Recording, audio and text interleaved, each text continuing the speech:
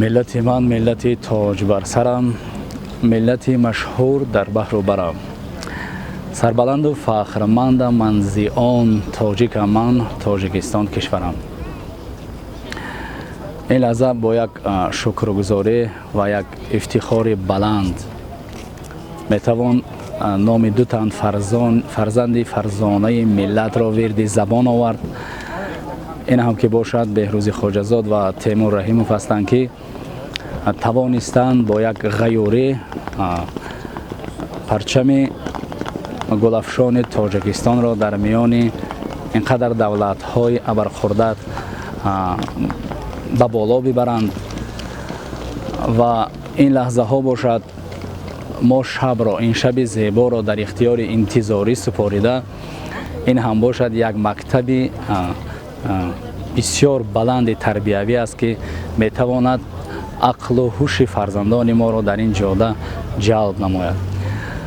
چون این فرزندان برای تاجیکستان یک نمونه هستند، یک درس عبرت هستند و در این دل شب ما نه تنها یک شب میتوانیم برای چنین فرزندان 100 شب را قربان کنیم. پیشوای معظم ملت توانستند که زیر یک شعار، زیر یک سخن بسیار والا ما را روانه سازند. این هم که باشد در ورد زبان هر یک ورزشگری تاجیک امروز شنیده می شود با یک کلمه بسیار زیبا که تاجیکستان به پیش میگویند. میخوام این کلمه زیبا را در برابر جمع ورزشگران و نه تنها ورزشگران، جمع فرزندان ملت بگویم که تاجیکستان به پیش و نه تنها یک دقیقه و یک لحظه، هر لحظه به پیش. تاجیکستان به پیش.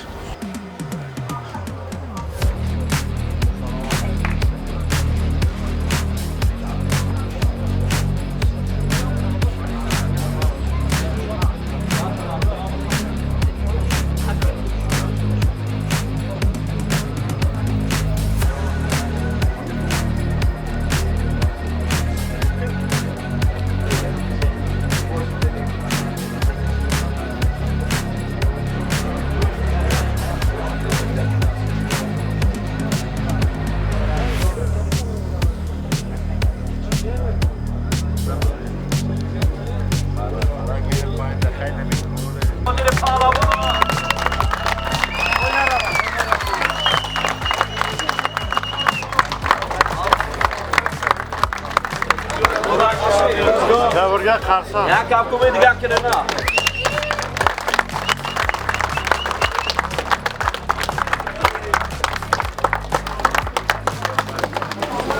همدیاران عزیز، مخلصان و راغبان گشتین جدا، این فرودگاه بین المللی شهر دوشنبه است و در تاریخ جدای میهن حرکت نقره های نوبتی وارد میگردند. تیمور رحیموف پهلوان قدبلنده که در تاریخ گشتین جدا دومین نشان نقره ستاره های گشتین جدا به قول دیگر مسترها را به دست آورده است. اما پهلوانی که در پهلوی ما است، این قهرمان جهان گشتین سامبو، پهلوانی که نشان نقره مسترهاش با طلا برابر است و باوری دارم که در دل شب با یک کپکوبه صمیمی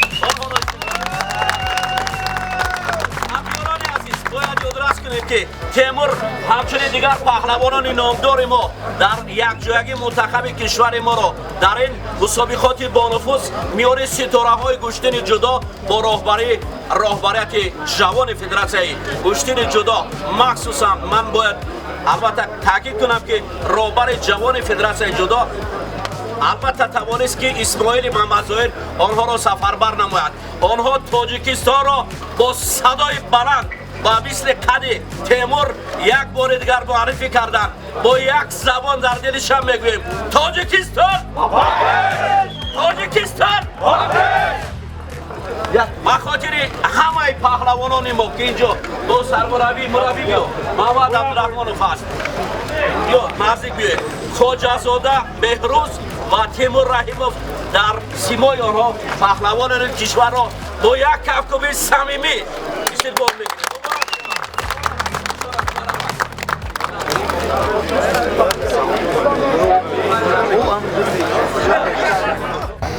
من رحیموف تیمور در مسابقه نفوذی ماسترز که از 4 تا 6 آگوست در شهر بوداپشت دولت венгрия баргузор гардид дар он ҷо иштирок кардем ва хушбахтона тавонистем ки бар ҳарифони худ дастболо шавем ва дар финал ва дар ин мусобиқа мақоми ҷои дуввумро гирем. андешаи ту дар мавриди рақобат бо Марти Пумалайнем ки пеш аз ин ту се маротибаро шикаст дода будӣ ва чӣ сабаб буд ки дар як рақобати бениҳоят муҳим аз ӯ шикаст буд?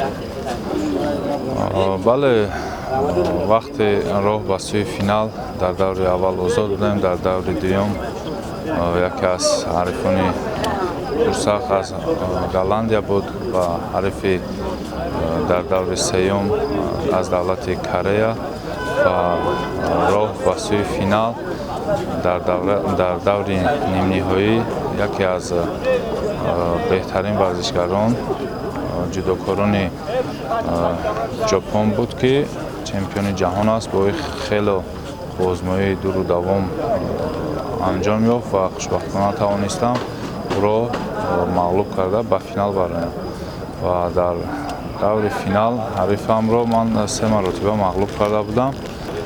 Штинг хуб рафта истода буд, аммо ҳамон як иштибоҳе ки ҳамон ҳолатро ӯ истифода бурд ва маро ба як партофти вазари маро мағлуб кард. ин варзиш аст, варзиш бе бурду бохт намешавад ва дар ин ҷо, дар ин набард чӣ хел гӯям, як вақти варзишӣ тарафи ӯ буд. дар кул ту эҳсос мекардӣ ки Марти Пумалайне дар ин мусобиқа дигар хел омода шудааст? рости ӯ низ дар ин мусобиқа як дар формаи идеалӣ, дар як пики варзиши худ қарор дошт, барое ки то финал 4 ҳарифи пуртавони худро мағлуб кард ва дар даври нимниҳоӣ яке аз беҳтарин варзишгарони ҷопониро Сайторо мағлуб кард ва чӣ хел гӯям, ҳамин фикр мекунам ки ҳамин мусобиқа барои ӯ буд ва ӯ рӯзи ӯ буд, рӯзи варзишии ӯ буд ва ӯ тавонист ки ҳамин шонсро истифода барад. нақшаи ояндаи Теймур Раҳимов дар соли ҷорӣ? нақшаҳои оянда рости гап моро аз пеш яке аз мусобиқаҳои бонуфуз бозиҳои Осиё азиатские игры дар 4 сол як маротиба баргузор мегардад моро интизор аст ва мо бо дастгирии бевоситаи раиси федератсия Исмоили Мамадзоир ва кумитаи кор бо ҷавонон мо ба ин мусобиқа тайёрии ҷиддӣ мебинем ва ҳаракат мекунем ки парчами ҷумҳурии Тоҷикистонро дар ин мусобиқае ки дар пеш истодааст баланд бардорем. аввалан саломи худро ба кулли мухлисони ҷудои варзиши тоҷик мерасонам. шукронаи худовандро мекунам ки баъди ин қадар осебҳо, баъди ин қадар ҷароҳатҳое ки дар тӯли 2 сол ман гирифта будам ва боз ба майдон баргаштам ва шукронаи худо ки дуюмин медали нуқраи ман аст ки дар мусобиқотҳои байналмилалӣ аз намуди ҷудо дар гран-при ва дар мастерс 2.5 медали нуқра мебошад. ман бо 4 ҳарифи худ пирӯз омадам ва дар даври финалӣ мутаассифона каме ба фикрам каме доварон дар ин рақобат ноадолатӣ карданд, чунки шидои охирро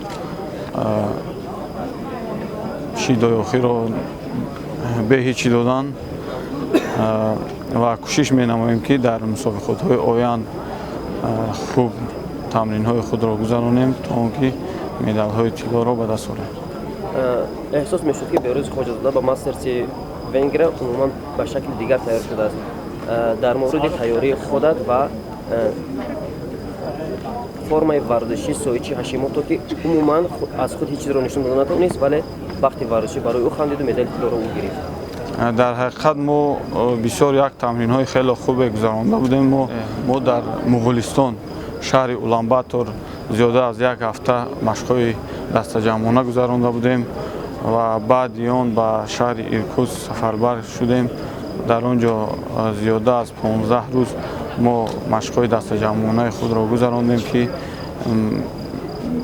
моро дар як формаи хуби варзишӣ овард, чунки мо бо ҳарифони пурқувват дар он ҷо сабқат мекардем, машқ мекардем ва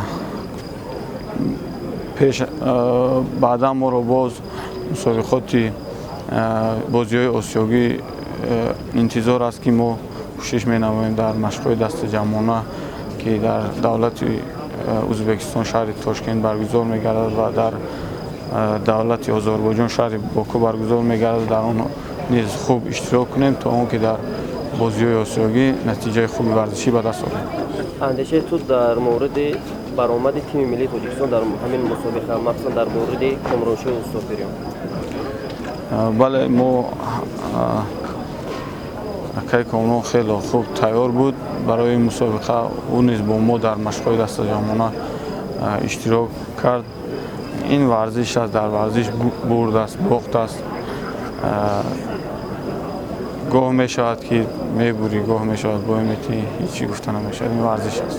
мо дидем челе ки имрӯз дар фазои бисёр як сатҳи баланд аз ду варзишгарро пешвоз гирифтем. воқеан мардуми тоҷик бори дигар эҳсос кард, ки мо дорем қудрат тавоноӣ дорем, ки баробари дигар варзишгароне ки дар арсаи байналмилалӣ имрӯз эътироф гаштанд, метавонанд варзишгарони мо ба онҳо пирӯз гарданд. махсусан берӯзҷон низ бисёр як рақобати зебо нишон дод. он нафароне ки бо берӯз яъне ки дар он ҷо баромад карданд, ҳамаи мо медонем ки онҳо чеҳраҳои шинохтаи варзиши мисол ҷудои ҷаҳон ҳастанд, ки берӯз бо анам партовҳои зебо ҳамаи онро маъмул карданд.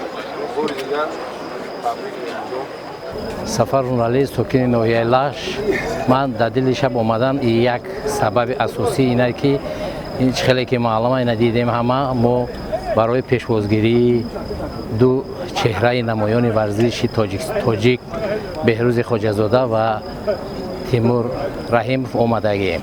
хеле ки маълум аст, дар таърихи рӯзи 4 то 6 ҷумҳурии Маҷористон ситораи ҷудои ҷаҳон хеле ки гузаронда шуд ва боиси хурсандӣ ва ифтихор аст, ки дар ин ҷа намояндагони Тоҷикистон иштирок намуданд ва ду чеҳраи намоёне ки гуфтем соҳиби медали нақра шуданд. бо ҳамеро қайд кардан лозим аст, ки бо ба раиси федератсияи ҷудои Тоҷикистон интихоб шудани Исмоил Маҳмадзоҳир ҳамин рушди соҳаи варзиш хусусан ҷудо бисёр тараққӣ кард. ин моҳҳои охир ба назар мерасад ва боиси хурсандӣ аст, ки ман хеле ки маълум аст қариб 300 километр роҳеро тай карда омада.